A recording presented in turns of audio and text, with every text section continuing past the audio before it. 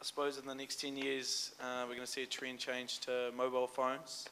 So you see Android, iPhone, things like that. What have you got planned for that? Is it just wait and see, or are you going to take the first step soon?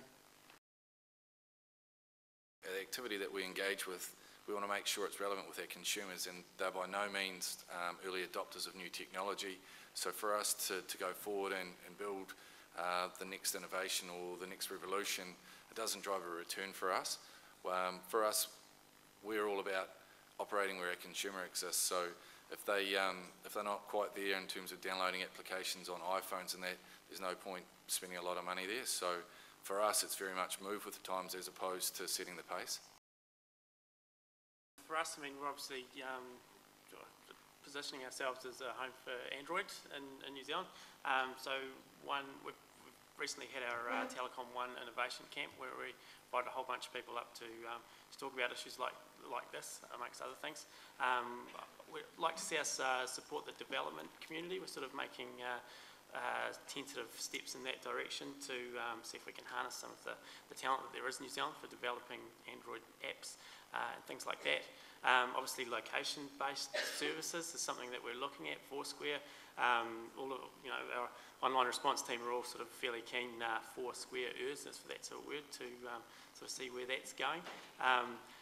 Next year's Rugby World Cup is going to be very interesting. Obviously, going to be a lot of people coming in from overseas with their iPhones, iPads, Android handsets, and they're going to want to do something with that. So, sort of hopefully trying to figure out something for them to do apart from watch their teams being thrashed. Yeah, we've got a few things going on. So. As I said earlier, we've just started a whole project of rebuilding all our infrastructure. So, one of the things we are doing is, at the moment, we've got 2 iPhone apps on development. We've got an Android app on development. We're trying to get into that space. But what's really important for us is that we get that really strong infrastructure in there, so that if we run a campaign, we can run it right through our entire system. And at the moment, from where we are now, we weren't able to do that, but early next year we should be able to. So, yeah, it's really important for us. We're also, it's the pioneers take all the arrows. We're always that kind of brand, so we don't mind being out there, and if it fails, I've had a lot of failures in business and quite a few successes as well. So, we were the first in 1996 with online food ordering in New Zealand. We built the first WAP application in 2001 when there weren't a lot of them around, but it fell on its face. So we've done a lot of these things, and so it's really important we do hit that market, and we're more than happy to just go out and give it a crack. Most frequent comments or questions from our customers or our community around banking is, when are we bringing out an iPhone app? And we probably get that question a couple of times a week, if not more.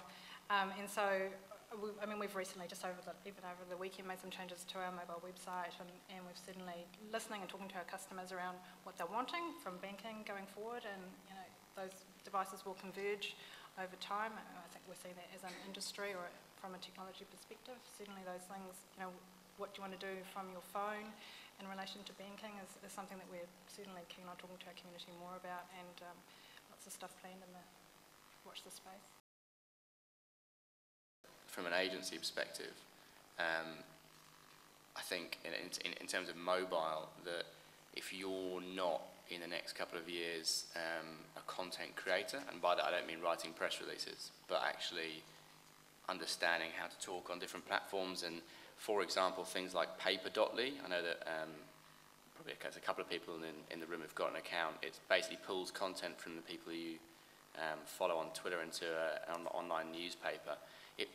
Those sort of platforms, if agencies aren't using them and actually creating content as well as just distributing content, you're going to have a serious problem with the next couple of years, because as we all know, media has changed, and that's kind of why we're all here. And I think that from the client side, clients will carry on dealing with the customer service stuff and the sort of day-to-day activity of social media, but it'll be the agency's role to come up with ideas and also drive that kind of campaign-specific content.